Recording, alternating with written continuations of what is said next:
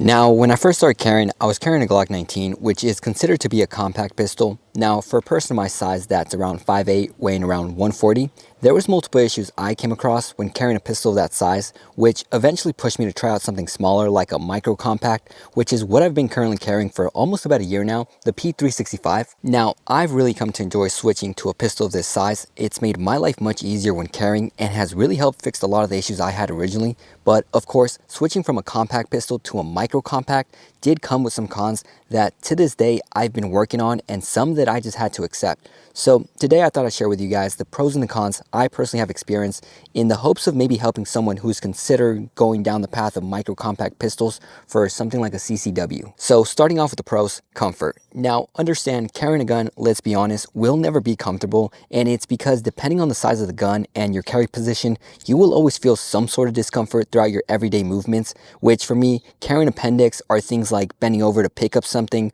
or kneeling down to tie my shoe, or one of the worst, sitting down for a long period of time. Now, it's not to say that I no longer feel discomfort when sitting down in my car or bending over to reach for something, because I still do. But see, the goal for me was never to eliminate all discomfort, but instead to get it to a point where it's comfortable enough that I'm encouraged to carry everywhere, and it's not some burden that I just clip on every day, because it really did become that at one point.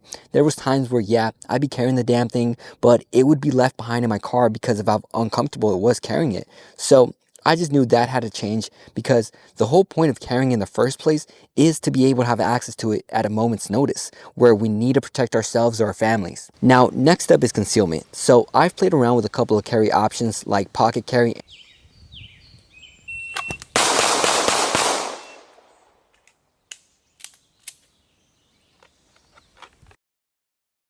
and ankle carry.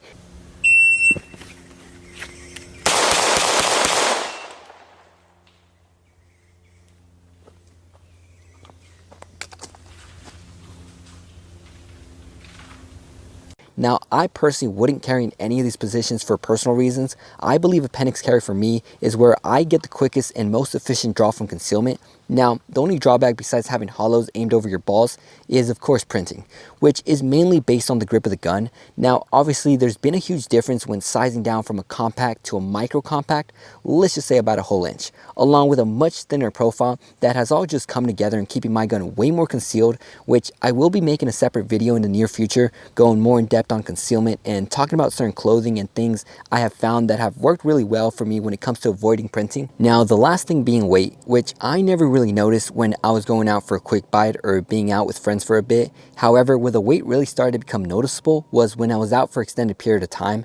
That's when I would really start to feel every ounce of that gun against my body, which I forgot to mention was also one of the things that made it really uncomfortable as well when carrying. So just having a smaller gun that weighs less, I've noticed has really helped, especially when carrying for extended hours throughout the day. Now, of course, it can't all be sunshine and rainbows. So starting off with the first con, recoil. So I'm just going to be straight up honest with you. These things are snappy as hell. Now, of course, this can be fixed or at least controlled to an extent with a proper grip, which you have to make sure when shooting these small guns or any gun in general, but these definitely, since they're way less forgiving compared to something like a compact or a full-size pistol, if your grip is too low, trust me, you'll definitely notice. So try to go as high as possible. This will help control muzzle rise. Now, with your support hand, it's all about applying pressure forward while your dominant hand pulls back. This will create this push-pull technique, which will balance the tension, stabilizing the gun and helping minimize movement during recoil. Now, the next thing being accuracy, which for me, anything past 15 yards with this gun, my grouping is a bit spread out, especially during drills that require me to be quick and accurate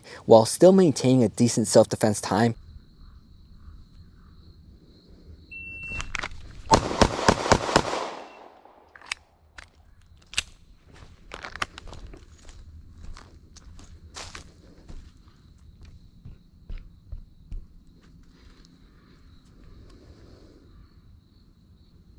Which, look, realistically speaking, I train to hit center body mass as fast and accurate as possible, which is what I'm doing. Yeah, can my grouping be tighter? Of course it can be. And I know it's definitely something I need to be working on, but in all honesty, this is not something I'm losing sleep over, because I'm not able to stack on shots on top of each other, especially with a gun of this size. Okay, now the last thing being distance.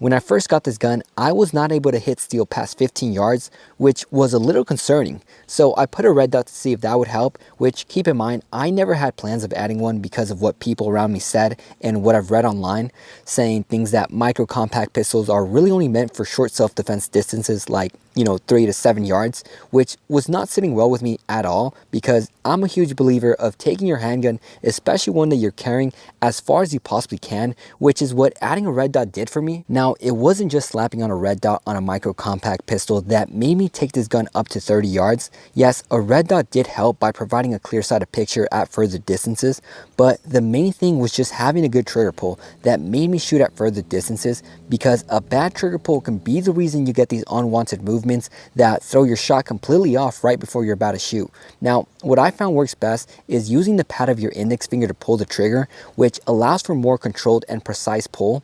And from there, as you slowly pull the trigger, you feel for the wall, and when you feel the resistance, make sure before you shoot, your grip is good, your dot is on target, and then you gently squeeze the fire. Now, it's important that you don't let go of the trigger after you shoot, and instead keep your finger on the trigger and allow the trigger to reset.